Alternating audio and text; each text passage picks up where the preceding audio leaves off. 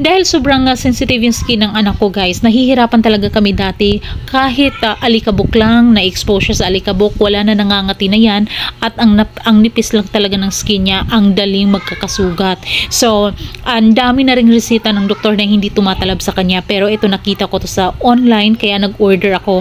So, ang sabi kasi magaling to sa buni, an-an, up-up, alipunga, fungi, psoriasis, eczema, and skin allergies, bungang araw, butlig-butlig, acne, pekas, melasma. Dahil sinasabing magaling siya dyan, tinry ko talaga para malaman namin kung hiyang ba yung anak ko, and yes, hindi po talaga kami nagkamaling nag-order nito the first time.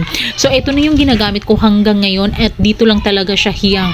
So nilalagay lang namin ng konting amount kapag may sugat yung anak ko at ang dali niyang maghilom. So ngayon yung problema na lang namin is yung mga